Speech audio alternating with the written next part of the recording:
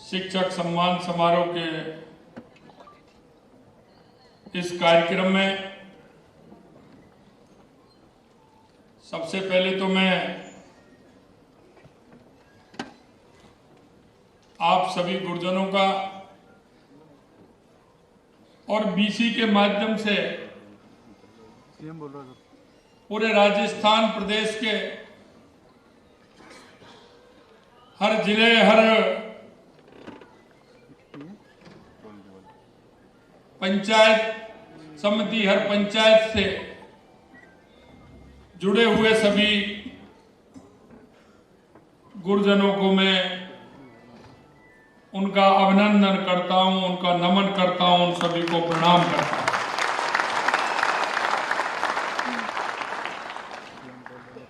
मंच पर विराजमान कैबिनेट में मेरे साथी और उप मुख्यमंत्री श्री प्रेमचंद जी बैरवा साहब, आपने जिनको अभी सुना, दृढ़ इच्छा शक्ति वाले शिक्षा मंत्री सम्माननीय मदन दिलावर जी, हमारी जयपुर की सांसद श्रीमती मंजू शर्मा जी, महापौर श्रीमती सौम्या गुर्जर जी, हमारे सिविल लाइन के विधायक गोपाल शर्मा जी, शासन सचिव स्कूल शिक्षा कृष्ण कुणाल जी, निदेशक माध्यमिक शिक्षा आशीष मोदी जी, और मेरे को प्रथम एडमिशन और पट्टी पुजवाने वाले ऐसे मेरे गुरु शंकर लाल शर्मा जी,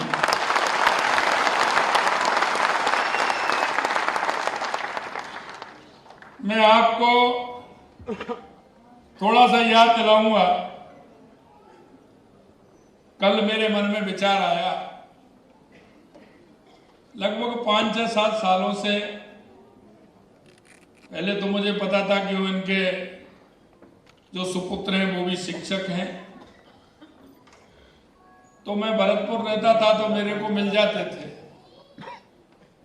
राजी खुशी भी पूछते थे। लेकिन कल मैंने हमारे महासभा में उनसे मैंने पूछा कि हमारे गुरुजी शंकर लाल जी का क्या हाल चाल है, तो मैंने दामोदर जी को फोन किया। उन्होंने कहा कि स्वस्थ हैं। मैंने कहा कि आने की स्थिति में है क्या? उन्होंने कहा आने की स्थिति में है, वो बेटे के पास भरतपुर ही रहते हैं। तो मैंने कहा उनको आप लेकर के आए, और वो मैं इसलिए कि मुझे ध्यान है, पहले जब प्रथम बार विद्यालय जाते थे तो घर वाले मिठाई बांटते थे। मिठाई जो होती थी वो गुड़ होता था, और जब पट्टी पूछते थे, आज तो किताबें हैं, कापियां हैं। मेरी जो पहला दिन था, मैं देख रहा था कि मेरे दादाजी 3-4 दिन से तैयारी कर रहे हैं मेरे एडमिशन की, और मेरे से मैं कहते थे, बाद में उन्होंने सुनाया कुछ बातें तो मुझे ध्यान थी, कुछ नहीं है। लेकिन जब वो गए थे तो वो पट्टी थी, उस पट्टी पे गेरू लगा करके, गोटा लगा करके एक बुद्धगला उन्होंने बनाया, उसमें डोरी बांध करके एक वो कलम बना करके उसमें लेकर के मेरे को सबसे पहले, और हाथ में गोड़ दक्षिणा जो देते हैं गुरु जी को, वो लेकर के गए। पहले एडमिशन बड़ा, आज हम जो पहला एडमिशन बच्चे का या बच्ची का होता है उसका बड़ा महत्व होता था, और वो जीवन में उस महत्व इतना बड़ा होता था कि जब हम जाते थे वहां गुरुजी एडमिशन करते थे। हमारे तो ये था कि अकेले ही गुरुजी थे वहां उस समय। मां साहब शंकरलाल जी उस विद्यालय में, प्राथमिक विद्यालय था मेरे गांव का, छोटा सा गांव का ही विद्यालय था, उसमें मेरा एडमिशन, प्रथम जो मेरा वहां एडमिशन किया वो हमारे गुरुजी शंकरलाल जी ने किया। और वो इस विद्यालय 5वीं तक था, प्राथमिक विद्यालय तक 5वीं तक मैं वहां पढ़ा।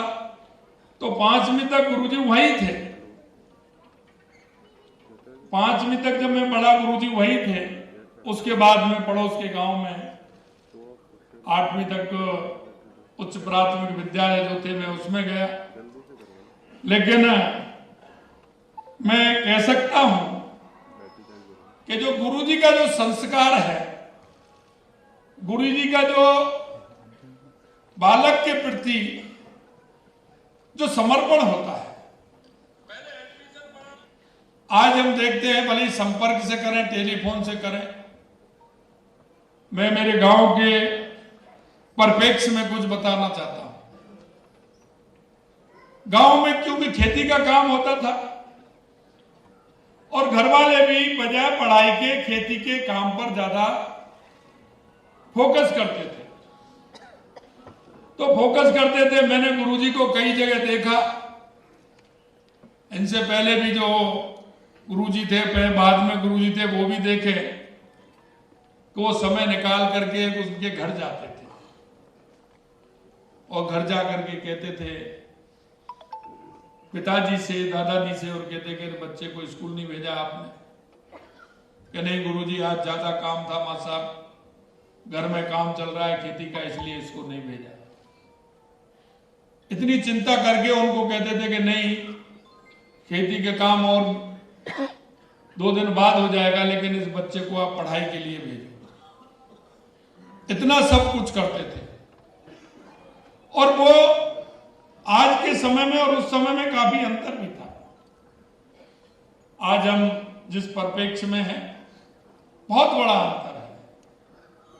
हम देखते थे कि काफी, जब उच्च प्राथमिक में हम पढ़ते थे 6वीं से 8वीं तक, 10वीं तक, तो हम पड़ोस में जाते थे। 5-7 किलोमीटर जाना होता था, 5-7 किलोमीटर आना होता था, और पूरा पढ़ाई का बस्ता साथ में जाता था। लेकिन मैं ये सारी बातें इसलिए कहना चाहता हूं कि जीवन में गुरु का महत्व बहुत है। गुरु बिन जीवन सूना है। और मैं आज उन सभी गुरुजनों को प्रणाम करता हूं, उनको नमन करता हूं, और मैं उनको बधाई भी देना चाहता हूं कि वो एक ऐसे पावन कार्य को कर रहे हैं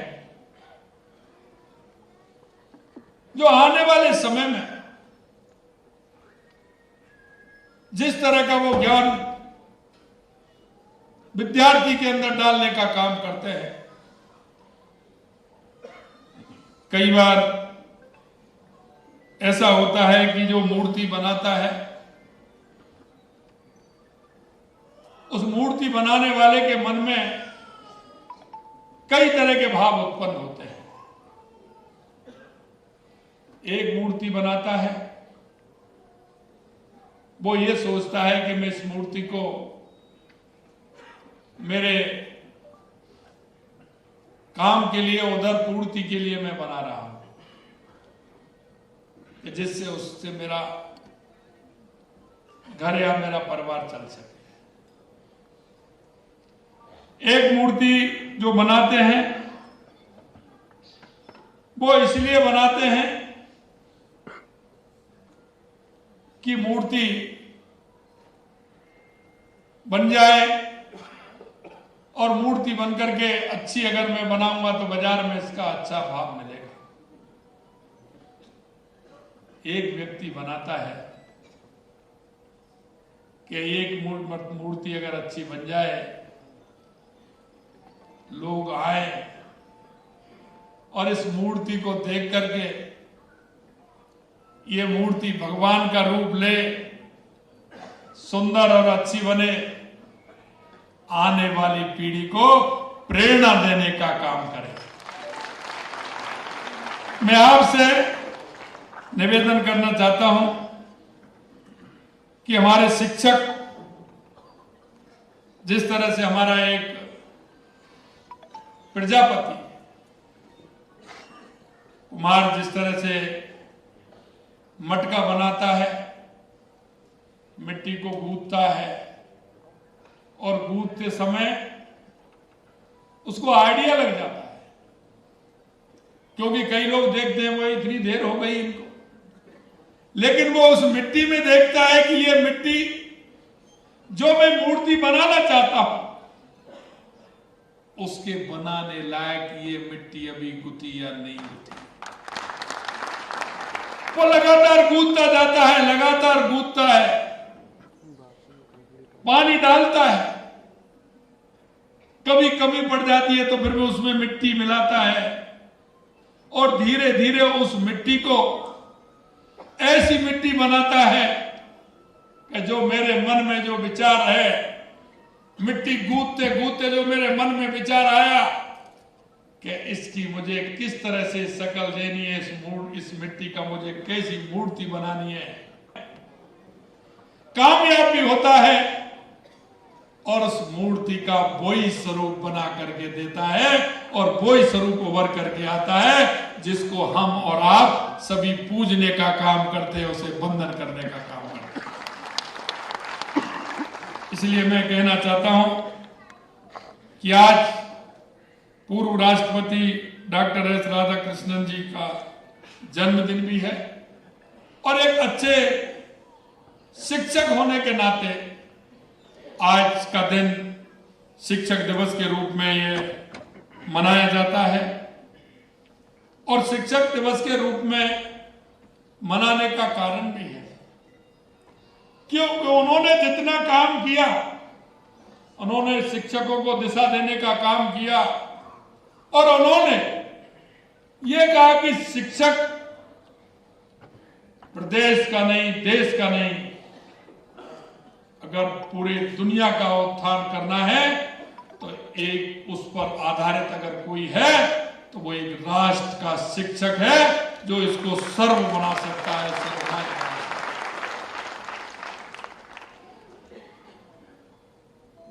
शिक्षा जगत में राधाकृष्ण जी की सेवाएं, अमूल्य योगदान हम सब के लिए विशेष रूप से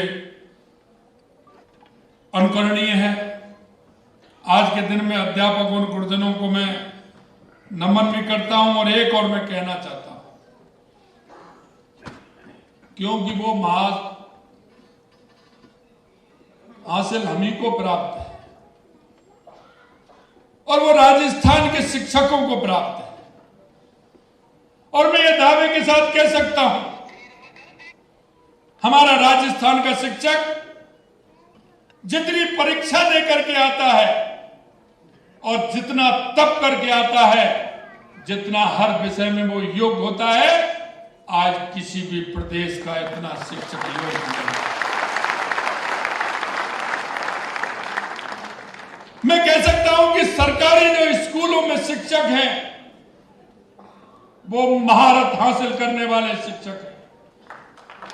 वो ऐसे शिक्षक हैं कि शिक्षा के बुनियादी ढांचे को बदलने में पूरी भूमिका निभाने का काम, क्योंकि उनके अंदर टैलेंट है, उनके अंदर योग्यता है और उन्होंने अपने अपने क्षेत्र में अपनी पढ़ाई के द्वारा महाहासिल प्राप्त कर रखा है। इसलिए मैं कह सकता हूं कि आने वाले दिनों में शिक्षा के क्षेत्र में राजस्थान बहुत बड़ी उन्नति करने वाला है, हर क्षेत्र में आगे रहने वाला है, क्योंकि जब गुरु मजबूत होता है तो चेला अपने आप मजबूत हो जाता है, उसमें कोई किसी तरह की शंका नहीं होनी चाहिए।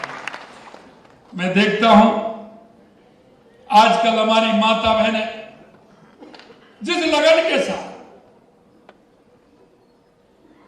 काम करती हैं, कई बार मैं देखता हूं हमारी माता बहनें शिक्षक के रूप में बहुत अच्छा काम करती हैं।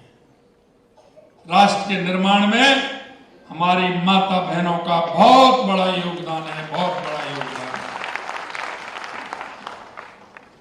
हमारी परंपरा है कि गुरु का सर्वोच्च स्थान हमारे दिल में और दिमाग में और समाज के अंदर है, क्योंकि तुलसीदास जी ने भी लिखा है, गुरबिन भय निध तरई न कोई, जो प्रवंच शंकर सम होई। अर्थात भले ही कोई ब्रह्मा जी और शंकर जी के समान क्यों ना हो, लेकिन बिना गुरु के कभी भवसागर पार नहीं होता।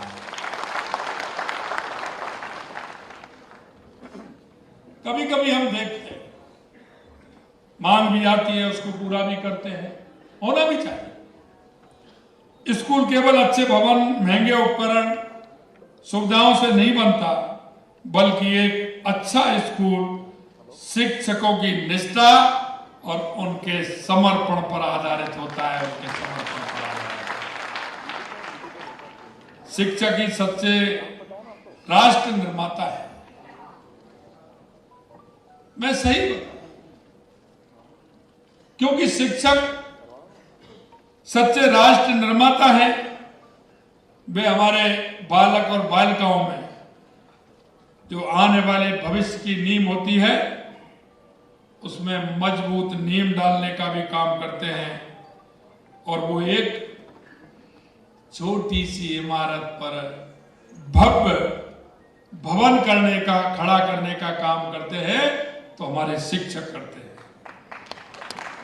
शिक्षक की वास्तविक सफलता इसी में निहित है कि उनके विद्यार्थी अच्छे इंसान बने, ऐसा इंसान जिनके विचार तर्क संगत हो, जिनमें करुणा का भाव हो, सहानुभूति हो और समावेशी समाज के लिए काम करने की दृढ़ इच्छा शक्ति हो, और हमारे उस बालक में संवेदनाएं हो, हमारे माता पिता के प्रति, हमारे बुजुर्गों के प्रति, गुरुओं के प्रति और उन लोगों के प्रति जिनको सहारे की आवश्यकता होती है, उनके प्रति हमारी संवेदनाएं भी हो।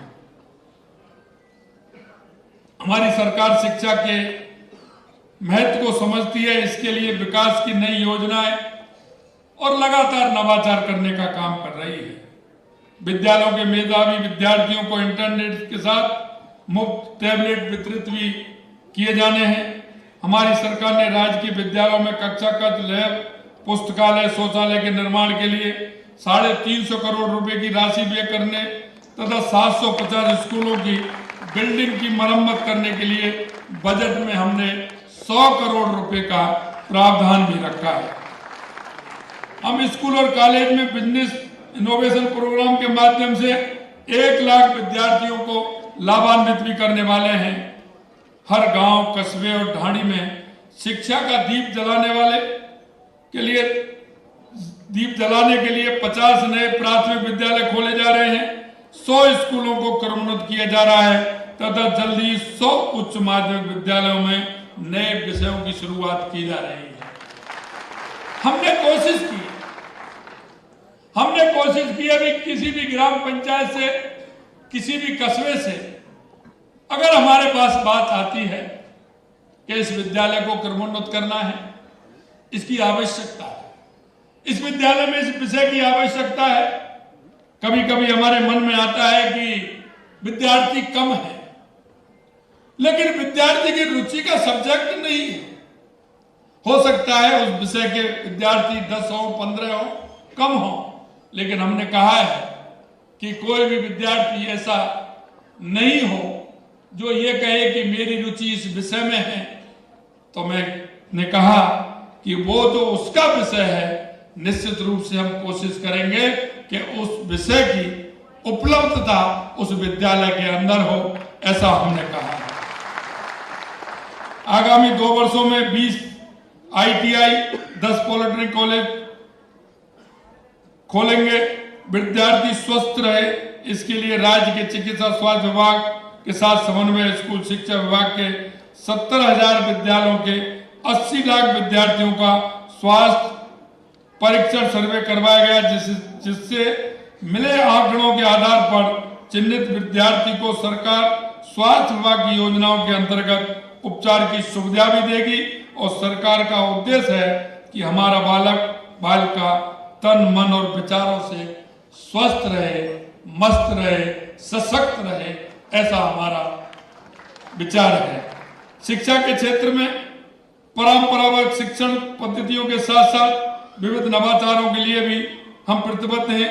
इसके लिए स्कूल कॉलेजों में state skill policy, Atal innovation studio और learn earn and progressive leave programme, digital Purvotsav इत्यादि के माध्यम से लाखों विद्यार्थियों को लाभान्वित करने का काम भी हाथ में लिया गया है। शिक्षा के इन मंदिरों से डॉक्टर, इंजीनियर, ऑफिसर्स का ही नहीं बल्कि खिलाड़ियों का भी उदय होता है। इस आवश्यक तथ्य को ध्यान में रखते हुए हमने 250 करोड़ रुपए की लागत से महाराणा प्रताप स्पोर्ट्स यूनिवर्सिटी खोलने, ताकि हमारे राजस्थान के बेटी बेटियों को कोच व अन्य सुविधाएं भी मिल सके। हमने बजट में घोषणा की थी कि महाराणा प्रताप स्पोर्ट्स यूनिवर्सिटी खोलेंगे, वो काम भी हम कर रहे हैं।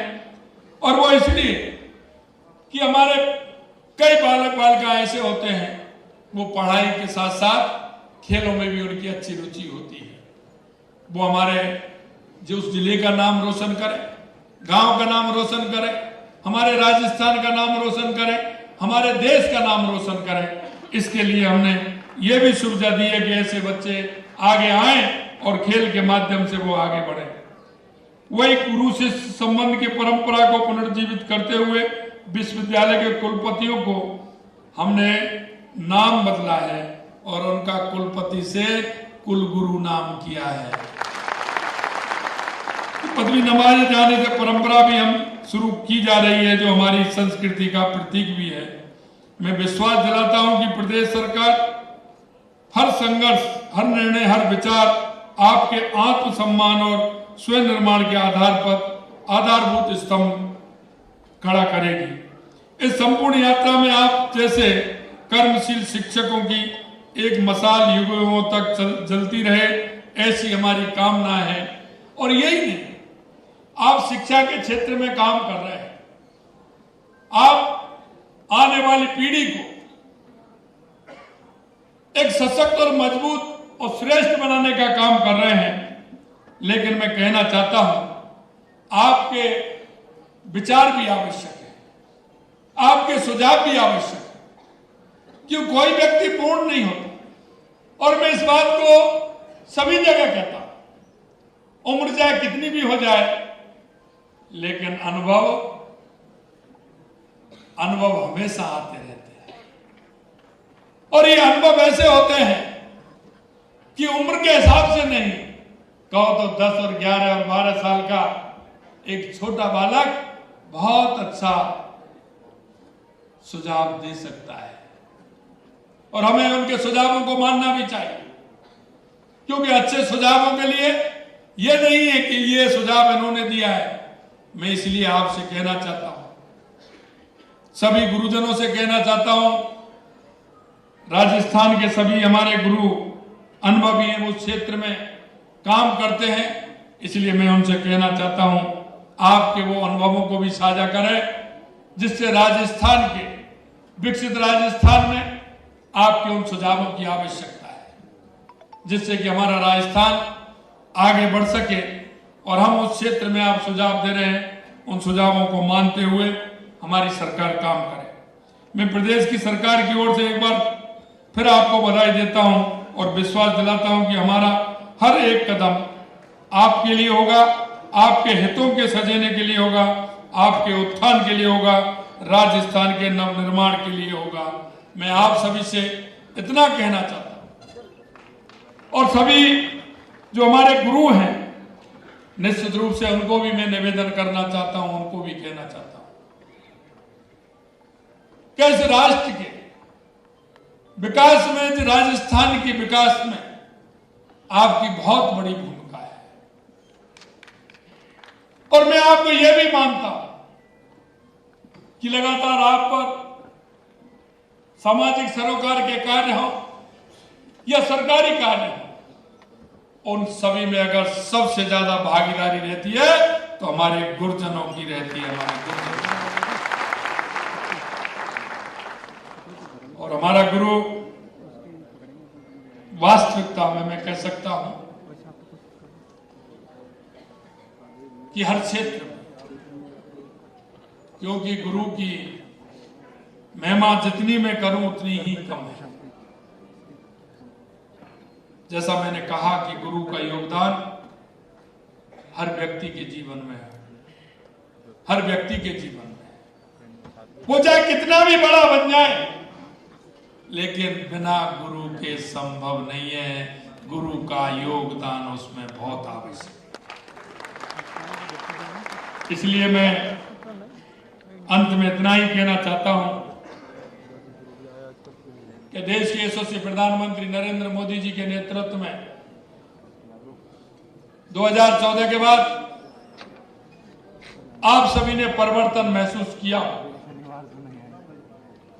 और परिवर्तन महसूस इसलिए किया होगा कि 2014 से पहले भी आपने देश की स्थिति देखी। लेकिन मैं कह सकता हूं कि 2014 के बाद चाहे हमारी गरीब कल्याण की योजनाएं हो, चाहे हमारे विकास की योजनाएं हो, चाहे देश के अंदर आतंकवाद और नक्सलवाद का खात्मा हो, या दुनिया में बढ़ता हुआ भारत का गौरव हो, ये अपने आप में आप लोगों ने महसूस किया। सामाजिक सरोकार के क्षेत्र में भी आपने देखा होगा कि देश के यशस्वी प्रधानमंत्री नरेंद्र मोदी जी ने सामाजिक सरोकार के क्षेत्र में लाल किले से स्वच्छता का संदेश देने का होगा, तो आज आप देख सकते हैं कि स्वच्छता के क्षेत्र में हर व्यक्ति, हर छोटा बालक के अंदर जो भावना पैदा की है, यह देश के यशस्वी प्रधानमंत्री नरेंद्र मोदी जी के इस स्वच्छता अभियान का जिस तरह से पूरे देश के अंदर चला है, वो आपके सामने है। इसी तरह से आपने देखा हो हमारा लिंग अनुपात में काफी अंतर आ गया था, तो देश के यशस्वी प्रधानमंत्री नरेंद्र मोदी जी ने एक नारा दिया, बेटी बचाओ बेटी पढ़ाओ, और उस नारे को लेकर के चले, तो आज आप उस लिंग अनुपात में भी अंतर देख रहे हैं कि अब बहुत कम अनुपात रह गया, लगभग बराबर का अनुपात आ रहा है। अभी 5 जून को एक काम और उन्होंने किया है कि पर्यावरण की दृष्टि को देखते हुए 5 जून पर्यावरण दिवस के दिन माननीय देश के यशस्वी प्रधानमंत्री नरेंद्र मोदी जी ने एक पेड़ मां के नाम लगाने का आह्वान किया है। और आप देख सकते हैं जिस तरह से राजस्थान के अंदर एक दिन में वर्ल्ड रिकॉर्ड बनाने का काम किया, वो माननीय हमारे शिक्षा मंत्री जी ने बताया कि राजस्थान सरकार ने 7 करोड़ पौधे लगाने का संकल्प लिया था। हमने एक दिन में 1 करोड़ 40 लाख पौधे लगाने का काम हमारी सरकार ने। मैं आपसे इतना ही निवेदन करना चाहता हूं, एक नागरिक होने के नाते, और हम भी एक राजस्थान के एक ऐसे नागरिक होने के नाते, जो शिक्षक होने के नाते, और मैं आपसे इसलिए और मैं ज्यादा मन से कहना चाहता हूं, अधिकार से भी कहना चाहता हूं कि समाज के अंदर हमारे गुरुओं की भूमिका है, वो अलग है, क्योंकि समाज में आपकी मान्यता है, समाज आपका विश्वास करता है। हर समाज में आप जाएंगे आपका सम्मान भी होता है, और समाज में गुरुओं की मान्यता है। आप समाज को दिशा देने का भी काम करते हैं, समाज को एक आगे बढ़ने का आह्वान भी करते हैं। मैं आपसे इसलिए निवेदन करना चाहता हूं कि समाज में अगर कोई बात आप कहेंगे तो लोग आप पर विश्वास करते हैं, जनता आप पर विश्वास करती है। इसलिए एक नागरिक होने के नाते मैं आपसे निवेदन करना चाहता हूं कि हमारा एक पेड़ मां के नाम पर्यावरण को बचाने के लिए, राजस्थान को एक ऐसा राजस्थान बनाने के लिए, हरियाणा राजस्थान बनाने के लिए आपसे निवेदन भी करता हूं और आपसे आह्वान भी करना चाहता हूं कि एक पेड़ मां के नाम के अभियान को हम आगे बढ़ाएंगे, अभी नहीं लगातार बढ़ाते रहेंगे और फिर राजस्थान को हरियाणा राजस्थान बनाने का काम करेंगे। एक नागरिक होने के नाते अंत में मैं इतना भी कहना चाहता हूं,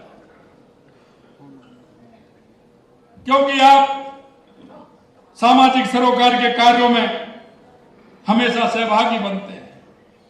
कहीं भी किसी गांव में चले जाओ, कोई भी काम बिना मां साहब के नहीं होता है। मां साहब का योगदान हर गांव में, हर ढाणी में होता है। पहला काम कोई करेगा तो सबसे पहले मां साहब को बुलाएगा, मां साहब आप आ जाइए, इस काम को करिए।